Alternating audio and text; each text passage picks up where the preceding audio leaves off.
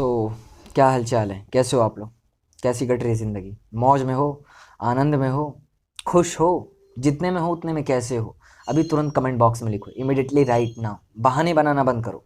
बहाने बनाओगे तो हाथ कुछ नहीं लगता है, विश्वास मानो, और अंततः व्यक्ति मुंह के बल कब्र में गिर जाता है।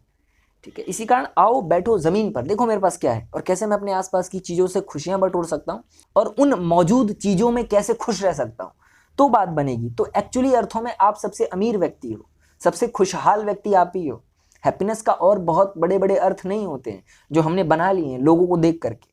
खैर, आज के इस वीडियो में हम एक बहुत ही सुंदर से टॉपिक को लेने वाले हैं और मैं अपनी समझ के आधार पर कि मैं कैसे इन चीज़ों से बाहर निकल पाया हूँ, क्योंकि सभी के जीवन में ये चीज़ें घटती हैं। ठीक है, सभी के पास अपना अपना रास्ता होता है इन चीज़ों से बाहर निकलने का। मैं बात कर रहा हूँ ओवर थिंकिंग के बारे में, जो हम अधिक सोचने लगते हैं, बहुत ज़्यादा सोचने लगते हैं, उसी में loop by loop by loop by एकदम घुसते जाते हैं।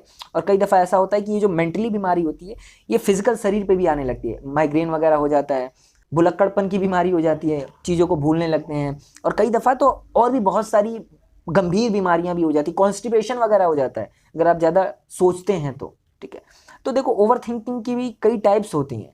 एक पहली टाइप होती है कि आप एक सॉल्यूशन ओरिएंटेड चीज़ों को सोच रहे हो, मतलब समझ रहे हो कि आपको यदि बिजनेस में लॉस हो गया, या फिर आपकी रिलेशनशिप खराब हो गई है, या फिर आपको बोर्ड में अच्छे नंबर लेकर के आने हैं, या फिर आपको कुछ अपने लाइफ में अच्छा करना है, तो ये अच्छी वाली मानी जाती है ओवर थिंकिंग, कि जहां पर आप कुछ अच्छा करना चाहते हो इसलिए आप ओवर थिंकिंग कर रहे हो, कि आप अपनी सिचुएशन को अच्छा करना चाहते हो, आप अपने रिलेशनशिप को अच्छा करना चाहते हो। यानी कि आज नहीं तो कल आप इस ओवर थिंकिंग से निकल जाओगे, क्योंकि आप सॉल्यूशन ओरिएंटेड हो। जब प्रॉब्लम की सॉल्यूशन मिल जाएगी तो आप ओवर थिंकिंग से बच जाओगे, ओवर थिंकिंग से बाहर निकल जाओगे। जब वो रिलेशनशिप अच्छी हो जाएगी तो आप हैप्पी हो जाओगे।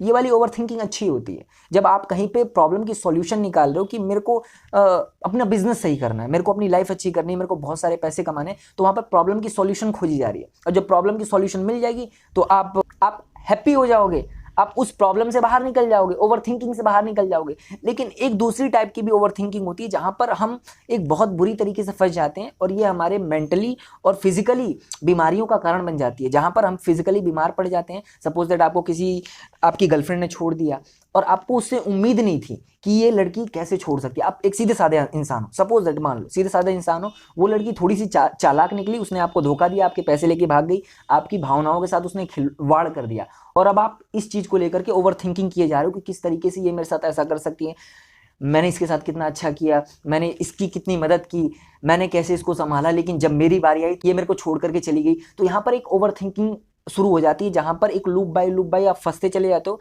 और कई दफ़ा लोग इस चीज़ को लेकर के डिप्रेशन में चले जाते हैं, और कई दफ़ा ये चीज़ें हमारे ऊपर बहुत ज़्यादा हावी हो जाती हैं तो हम लोग सुसाइड वगैरह भी कर लेते हैं गर्लफ्रेंड की वजह से। और ऐसे बहुत सारी सिचुएशंस आप देख सकते हो जहां पर बहुत ज़्यादा लॉस वगैरह भी हो जाता है। तो वहां पर आप सॉल्यूशन ओरिएंटेड ना होकर के आप इसी में फंस जाते हो कि यार मेरे साथ ही ऐसा होना था, मैं भगवान तो बड़ा निर्दयी है, उसने मेरे साथ ही ऐसा गलत किया, हमेशा मेरे साथ ही ऐसा होता है। तो यहाँ पर आप एक लूप बना रहे हो जहां पर आप गिरते जाओगे। लेकिन यहीं पर यदि आप सॉल्यूशन ओरिएंटेड हो कि हाँ परेशान हुआ हूं, अब मुझे इससे बाहर निकलना है, तो आप उस ओवर थिंकिंग में फंसोगे नहीं। क्योंकि आप यदि सॉल्यूशन ओरिएंटेड हो, आप कुछ खोज रहे हो, आप उस परेशानी से बाहर निकलने के लिए ओवर थिंकिंग कर रहे हो ना, तो वो ओवर थिंकिंग नहीं कहलाएगी। सपोज दैट एक रिसर्चर भी तो है ना, एक प्रयोगशाला में बैठा हुआ साइंटिस्ट है, एक वैज्ञानिक है या एक डॉक्टर है, बैक्टीरिया वायरस या फिर किसी नए उपकरण की तलाश कर रहा है, तो ये भी तो ओवर थिंकिंग है ना।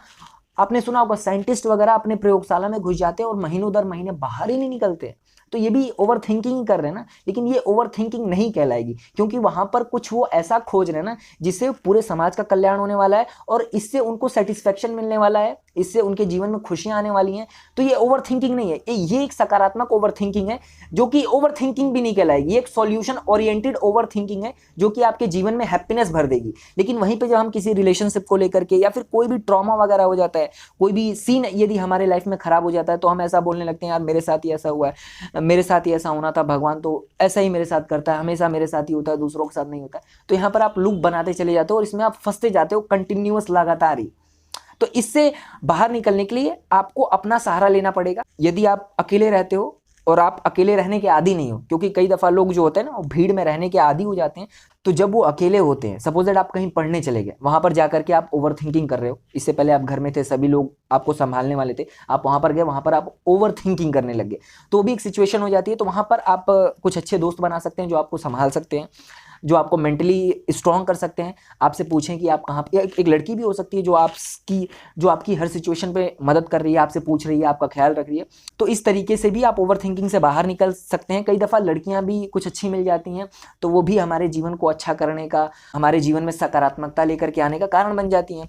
या फिर मैं अपना सीन बताऊं कि जब मैं इसमें फंसता हूं ना, तो मैं अपने आप से पूछना शुरू कर देता हूं कि क्या दिक्कत है, क्या सीन हो रखा है, क्यों इतना परेशान हो, क्या वाकई में ये इतनी बड़ी प्रॉब्लम है कि तुम्हें परेशान होना है या फिर इससे बाहर निकलना है। तो आप खुद से बातें कर रहे हो। यदि आप एक आध्यात्मिक व्यक्ति हो, आप सकारात्मक सोचते हो, तो आप किसी का लेक्चर वगैरह सुन सकते हो कि कैसे मैं इस ट्रॉमा से बाहर निकलूं, या फिर आप अपनी आसपास की सिचुएशन देख सकते हो, आप स्टडी कर सकते हो, एक साइकोलॉजिस्ट बन सकते हो, एक मनोवैज्ञानिक बन सकते हो कि मैं देखता हूं मेरे साथ क्या क्या घटा है, अब मैं कैसे इन चीज़ों से बाहर निकल सकता हूँ। तो ये भी एक गेम चेंजिंग हो सकता है कि आप बजाय कि उस लूप में फंसने के, आप उस लूप को देख रहे हो कि मैं कहाँ फंसता जा रहा हूँ और क्या सीन हो रखा है, इतनी सी बात को मैं इतना बड़ा बना करके कैसे इस लूप में फंसता जा रहा हूँ। और विश्वास मानो कि जब ये चीज़ें बहुत ज़्यादा हावी हो जाती हैं ना, तो कॉन्स्टिपेशन वगैरह हो जाता है, लोगों को अल्सर हो जाता है, कैंसर हो जाता है। एक मेंटली जो ओवर थिंकिंग होती है, जो मन की और बुद्धि में, दिमाग में चलने वाली जो ओवर थिंकिंग होती है, वो आपके शरीर पर दिखने लगेगी कुछ समय बाद। यही आपके बीमारियों का कारण बनती है। तो ओवर थिंकिंग ना करो। बहुत सारे रास्ते हैं इससे बाहर निकलने के। यदि आप एक आध्यात्मिक व्यक्ति हो तो तुरंत इंस्टेंट सॉल्यूशन मिल जाता है कि जीवन क्षणभंगुर है, मेरे रिलेशनशिप क्षणभंगुर है, कभी भी टूट सकते हैं, कोई यहाँ पर किसी का नहीं है, हम यहाँ पर अकेले हैं, अकेले आए हैं, अकेले जाएंगे, सगे संबंधित सब झूठे हैं, केवल भगवान ही मेरा है। तो ये भी ओवर थिंकिंग से बाहर निकलने का वो बन सकता है, जरिया बन सकता है। बहुत सारे सॉल्यूशन है। तो ये कुछ सॉल्यूशन मैंने आपको दिए। यदि आप फंसे हुए हैं तो बाहर निकलिए, अपने आप से बातें करिए, देखिए कहाँ पर मैं फंसा हूँ, क्या सीन हो रखा है और कैसे मैं इन चीज़ों से बाहर निकल सकता हूँ। क्या वाकई में ये इतनी बड़ी प्रॉब्लम है कि जिसमें मैं अपने आप को और अपने पूरे शरीर को बर्बाद कर रहा हूँ। ठीक है, तो आई होप कि जो भी मैंने बातें कही उसे आपने समझा होगा और वीडियो भी आपको काफ़ी अच्छी लगी होगी। ठीक है, तब तक चलिए फिर हम मिलते हैं आपसे इसी तरीके की एक और सुंदर सी वीडियो में। तब तक के लिए मौज में रहिए, आनंद में रहिए, खुश रहिए। जीवन बहुत छोटा है, जीवन बहुत छोटा है। चलिए, जय श्री राम।